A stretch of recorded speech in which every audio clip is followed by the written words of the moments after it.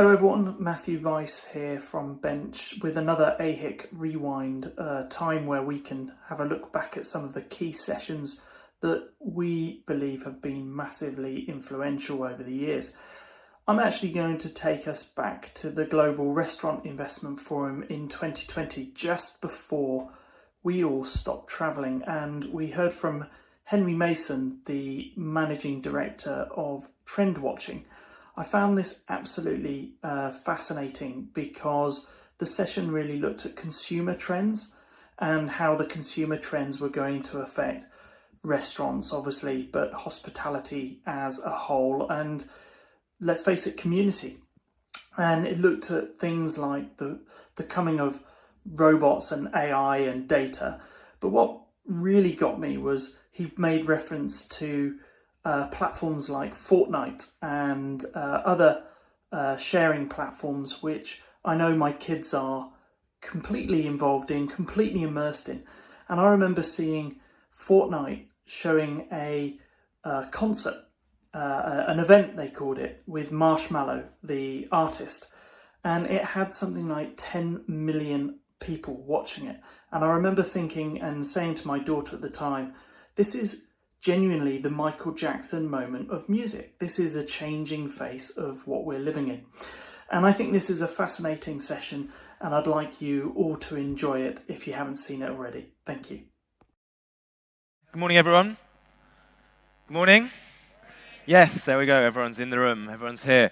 So, we're in 2020. Finally, this is like the mythical time horizon for trend watchers, right? This is what we've been talking about for the last decade, what your 2020 strategy is going to be, and we are finally here. But that means we have to say goodbye to the 2010s. This decade that gave us Gangnam Style, gave us Game of Thrones, gave us unicorn food, it gave us Instagram, gave us all this wondrous services, entertainment that have enriched our lives so much. I joke a little bit, but what we're here to talk about is what's coming next, right? That's what you look to someone like me to help share with you, is what is around the corner, right? But before we look at this, let's just agree with one kind of core truth. One thing that will happen during the 2020s, of course, is the world is going to keep on changing fast. Some of that change will not be good, right? You just have to look at the news over the past few months. You realize we're entering a very, very turbulent decade. Institutions that have shaped our lives, some of us, almost all of our lives, will no longer be with us, right? So many great institutions will be leaving, and the world will change. Bye-bye Meghan, bye-bye Harry. Let's take a moment. What else will happen in the 2020s? We will see kids continue to do things that their parents have no idea why they are doing them, right? They will go into virtual worlds and hang out at virtual music festivals. We will see new ingredients. This was at the end of last year, launched the world's first vegan ribs made out of a pea protein, right? So we're going to see new ingredients, we're going to see new institutions, we're going to see new behaviors. But one thing I think you guys will continue to do, of course, right? Like every business person, like every investor, is you will remain totally obsessed with this question. Well, you should remain totally obsessed with this question, because this is the way to understand how to navigate the future, right? And this is the question that as trend watchers, we are obsessed with as well, right? Obsessed with helping our audiences understand. What will your customers want next? This is what trend watching is all about. It's what business is all about. So I run this consumer trend firm, and this is the question that we're obsessed with every day. But as a consumer trend firm, we have a dirty little secret that I'm going to share with you. And that is that we're obsessed with what customers are going to want next. But we do not ask consumers anything. We don't have access to their data. We don't track their phones. We don't watch what they post on social media. We're not qualitative researchers either. We don't sit watching them brush their teeth or cook dinner for their kids and suddenly get hit with this insight about what's coming next. We don't do any of that. But instead, what we do as trend watchers is we look at something else. We don't look at consumers themselves. We look instead at innovations. We look at the innovations that customers are getting excited about today and use those innovations to try and draw insights about that big question that I opened with. What will my customers, what will your customers want next? Okay, and what's really exciting about this, in my mind, is that we do this all day, every day. This is our job. But it's also something that you guys can do too. Right? You can look at innovations around you and use those innovations to understand what's coming next, understand what your customers will want next. So let's just unpack a little bit more again how this works. Right? We've already said the world is changing faster than ever. It will continue to change faster than ever. It's not going to slow down. But amid all of this change, constant political, technological, environmental, economic change, amid all of this change, we sometimes forget that at the end of the day, we're still people. We're still dealing with people who have core, basic, fundamental, pretty universal, pretty stable, basic human needs and wants. Think about the desire for social status, the desire to appear successful, attractive to those around us, the desire for entertainment, the desire for human connection, the desire for reliable, trustworthy information about the product or service we're about to go and spend our hard-earned money and attention on. These basic human needs will not change in the next decade, right? Over the 2020s, they will still remain with us. But what will change is how innovations cater to those basic human needs and wants. And that is why we are so obsessed with looking at innovations. Because we believe that if you look at innovations, you can start to see trends emerge as innovators address these basic human needs and wants in novel ways.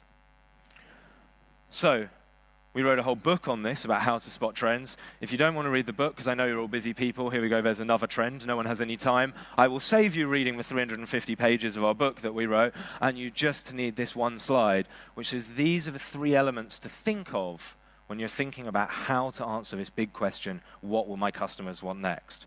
Right, where do consumer trends come from? You can see those consumer trends emerge by looking at innovations. Okay, and that's what we're going to do in the next couple of minutes. Let's see this in action. Let's look at some of these innovations and think about how these big trends are going to manifest themselves in your industry, right, and create opportunities for you, help point towards what your customers will want next. Okay. So the first trend is something, again, you all feel it, we all feel it every day. You pick up the newspaper, you go online, right, you open your social media platforms, whatever, you will see news stories like this. Right? In industry after industry, sector after sector, context after context, we all know the robots are coming. Right? The algorithms are going to put us all out of a job. Right? This is the conventional wisdom. Right? We see AI outperforming doctors. Right? If doctors aren't safe, who else is going to be safe?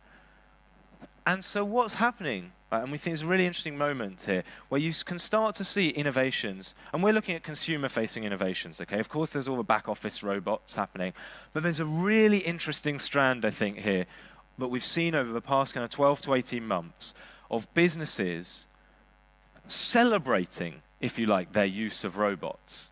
Right? And here we have an example from Bombay Sapphire. So they created this interactive art piece, I guess you could call it, where you, as a Bombay Sapphire customer, you've promoted it on social media, you could go online, and there was this blank canvas, and you could kind of put your mark on this canvas virtually, and then there was a little video camera that showed you the robot that would literally put your mark into this artwork. And so it was a crowdsourced, I mean, it's ticking all the trend buzzwords here, right? This was a crowdsourced kind of virtual online, offline hybrid artwork co-created by the customers and the robots. And it was exhibited at the end of last year in the other art show in LA, right, as a kind of marriage of man and machine and human creativity and robotic output. But we just thought it was a really, really interesting moment, because what this business is doing here is it's saying, look, you know, yes, the robots are coming and people are scared of them, but there's also elements where we will celebrate the inputs and the interactions that we have with automated machines and robots, right, and try and make them part of the experience. Right? This probably will not be the strategy for automation in 10 years when everyone's used to it, but at the moment, in the early stages of thinking about how to deploy robots and automated machines, I think this is a really interesting strand to kind of bring it front and center and make it part of a customer experience. And we're seeing this happening, of course, in the restaurant industry as well. So this is a cafe in Shanghai called Ratio. And the idea here is that, as you can see, they have this huge robotic arm right in the middle of the restaurant. And as a customer, you can come in and you take your app. And the reason why the cafe is called Ratio is because you can perfectly calibrate your coffee to the exact caffeine level that you want during the app. And then this robot will scientifically make this coffee for you. Right? So that they are making the robot the central part of the experience. And as we say, this is still a novelty. It's not going to last forever, this strategy. But right now, when people are curious, when people are maybe a bit nervous, I think this is a really interesting strategy in a way to humanize this. And actually, my colleague Acacia, who runs our office in Singapore, went there. So I've just got a very short video. She's just taken it on her phone, so it's not very professional. But if you want to see what this Ratio cafe looks like, here we go.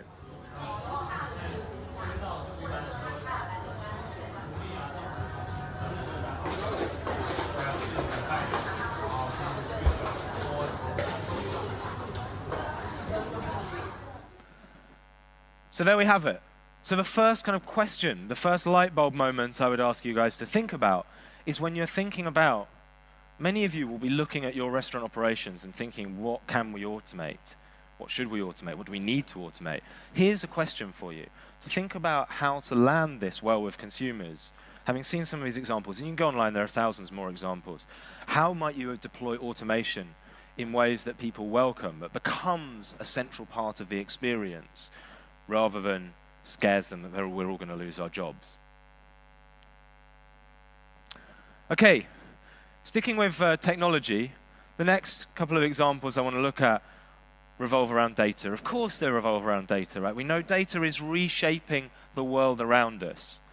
And I just want to take you on a little journey of where we think consumers are at with their experiences and their reactions and their emotions in this world of data. Because if you think about it, we've had the last decade. The 2010s have been the decade where we online, in the digital sphere, we're increasingly familiar with the idea that the data we create shapes our experience. So, I mean, this is just so normal to be commonplace. It's unremarkable, right? Everyone's Spotify account, everyone's Netflix account is totally unique. You go on social media, it's shaped by the algorithms that are generated, or take your data trails and present you with a dynamic, relevant experience, right? If we're talking about basic human needs and wants, this is about relevance, right? Getting the information to me that I care about. And that is totally accepted in the online world. Of course it is. That's just the world we live in. But what is going to happen in the next decade, or what is already beginning to happen, is of course that expectation of data-driven relevance that we have online is going to move into the real world, and we will start expecting the real physical world around us to be as dynamic and reactive and personalized and relevant, basic human need, relevant to us as the online world is today. And we're starting again to see this happening. As you look around you, you will start to see this everywhere. Now I've pointed it out, right? Physical spaces becoming dynamic and reactive and data-driven.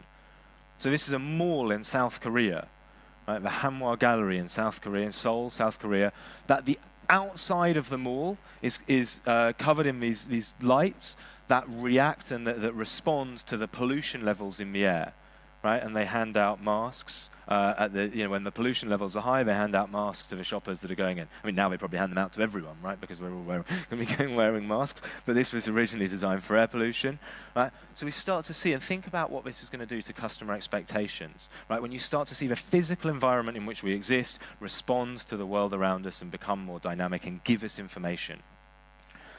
And we're going to see it, of course, in every aspect of the physical world. I noticed actually when I was having breakfast, this is one of the sponsors here today does something very similar to this, right?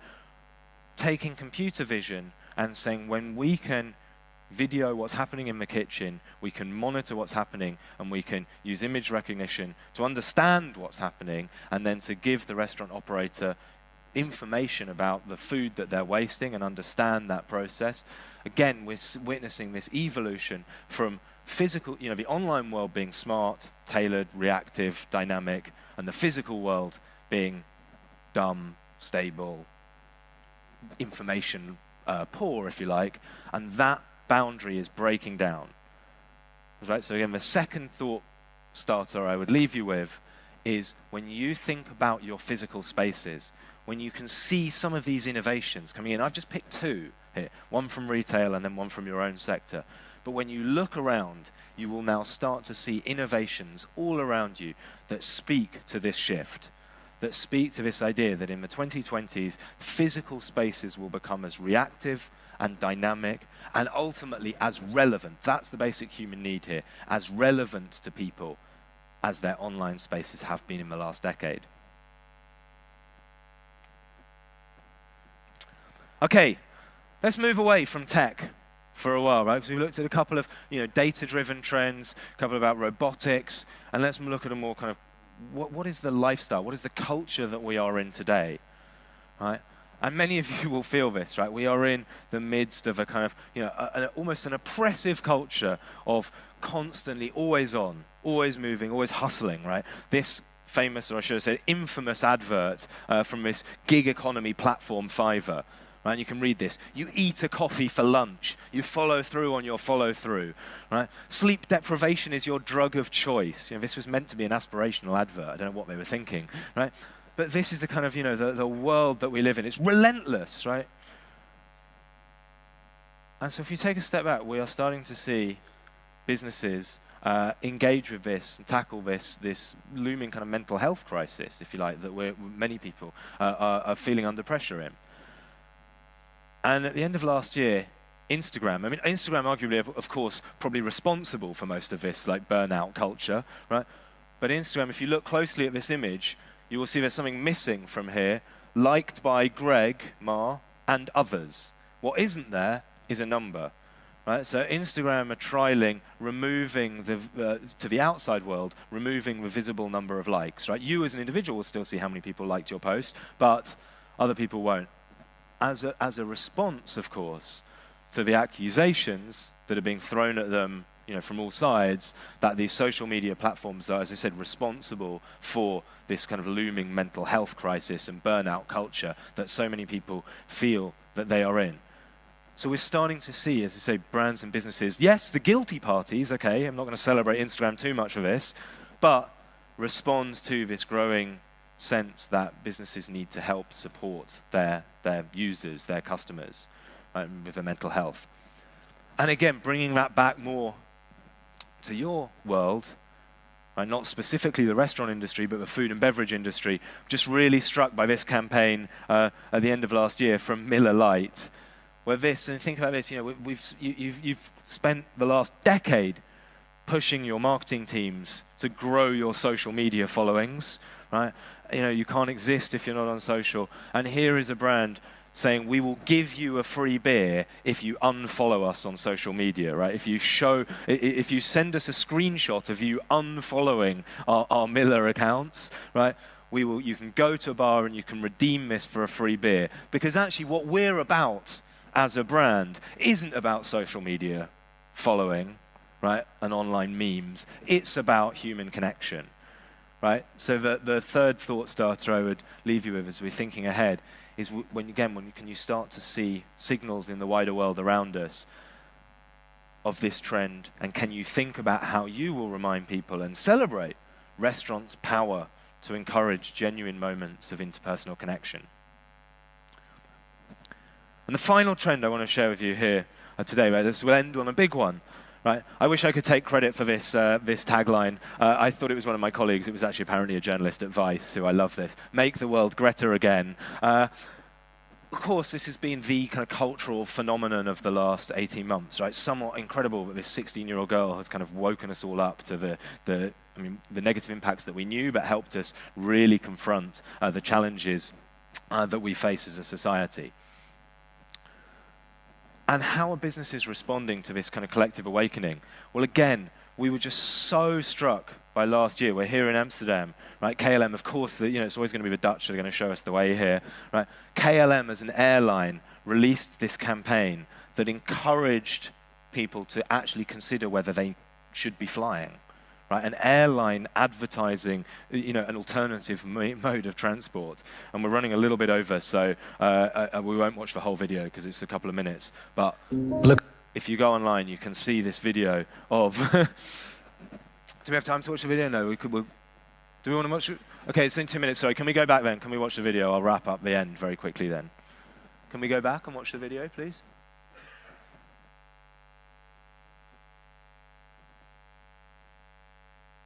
Look at it go. Still feels like magic, doesn't it?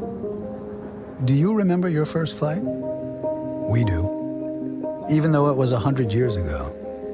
Going here, and ooh yeah, even here.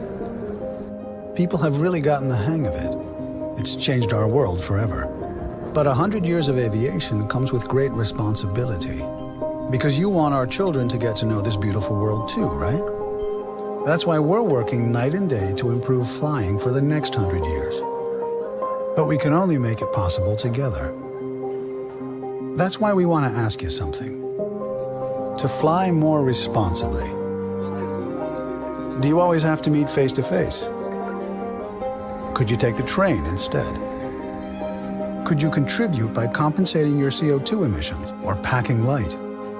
We, the first commercial airline in the world, today kindly invite you, all travelers in the aviation industry, to join forces. To join us in making the world aware of our shared responsibility. We all have to fly every now and then. But next time, think about flying responsibly.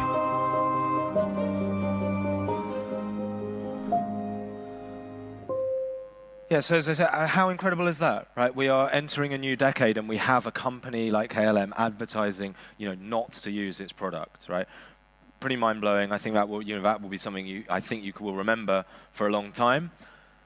But they're not the only ones, right? Again, bringing it back to your sector, I mean, these guys are not advertising saying don't eat beef, but Burger King partnering with the Impossible Whopper, again, think back a decade ago, that would have been almost impossible to conceive that Burger King would serve you, a meat-free Whopper, right? So we think we can see signals of this. And the question I would leave you with is to think about, when we move into this new phase of the eco journey for consumers, and when customers are driven by avoiding the shame of their consumption patterns, this is going to be a really, really powerful moment, and one that really will need to change everything that you guys do, be the communications or be the actual product offering, as we've seen there. So, look, that's 4 very quick glimpses of future trends as illustrated, but most importantly, as illustrated by innovations. Because I've given you a couple of trends there, but what I really hope I've given you as well is a new way of seeing the world. A way of seeing the world that says, if you look at innovations in other sectors, in other markets, in other parts of the world, aimed at different customer groups, to the ones that you're serving, but if you look at those innovations, you can start to see insights about what your customers will want next by thinking about how those innovations cater to people's basic human needs and wants in new ways. And if you do that, you will have a powerful answer to this question, what will my customers want next? And you will be this cat riding the unicorn into the 2020s. So with that, thank you very much and good luck.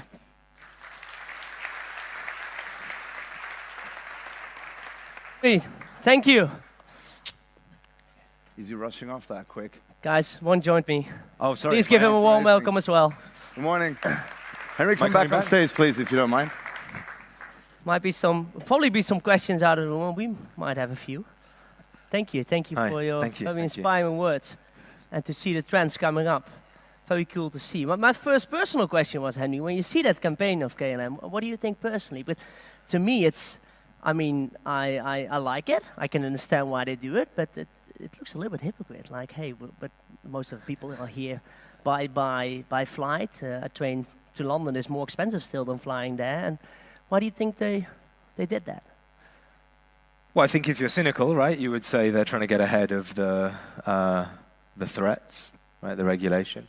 But you're right. I mean, look, I think and this is what's interesting. This is why I love watching innovations to spot trends, right? Because arguably, I don't know how many of you work in marketing here, but there was a very famous campaign nearly 10 years ago now from Patagonia, in the outdoor activities equipment maker, who on Black Friday took out a full-page ad in the New York Times saying, don't buy this jacket, right? And here's how you can recycle, reuse, repair.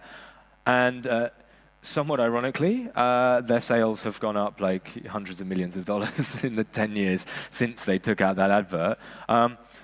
So I think there's a very fine line to be walked as a business, because, yeah, you can make a glossy campaign like this, but the truth is, if you don't back that up with action, right, I think Patagonia can get away with it because, yes, they've grown, but people do believe that because it's so baked into their DNA, the positive impact or the attempt to have positive impact, then it doesn't feel hypocritical, right? And I think, the important thing in that campaign is when they just refer to all of the other initiatives that they're doing, right? The consortium promoting biofuels and trying to think about, So it has to be backed up, I think, with a bigger structural shift as well. Yeah. You can't just put a campaign out saying, don't eat less meat or whatever, we're going to do vegan Mondays or whatever, and then the other 5 days of the week be killing battery animals, right? Battery farmed animals, and not caring. It needs to be backed up. It needs to be. Yeah. True. And Patagonia backed it up by donating a huge chunk of their profits last year. So I think that's a good way of going. You showed us a whole bunch of really cool trends coming up for the next years. Is it also something like when you lie in bed, do you think about, I wonder what the world looks like in 100 years from now? Does that ever occur to you? I mean, I just hope we have a world in 100 years. I think the thing that I love about doing what we do is and again, as I touched on, that was really, I hope, the message that comes through is people are always obsessed with what's changing. But I think the best, and I'm stealing this from, and I forget whether it was Warren Buffett or Jeff Bezos, but someone as successful as billionaire. A billionaire, right? Yeah. Who said, the thing to build your business around is what doesn't change, right? Because no one knows really where change will take us. If I did, I would be that billionaire, right? But what will maintain a business for the long term is being very clear about what are the basic human needs you serve, right? Human connection, health, health and well-being, right? This is not going to go away. Yeah. And building your business around those things that you can guarantee will be here in 10 years, will be here in 100 years. So your next talk is going to be about everything that's not going to change. Well, that's what I was trying to hint at there, right? It's relevance, it's it's entertainment, it's feeling good about oneself, and it's being physical and mental well-being, right? These are the things that we should be focused on, not robotics and AI. Henry, thank you for your time. Thank you very much. Thanks. Thank you. Thanks a lot. Thank you. Thank you.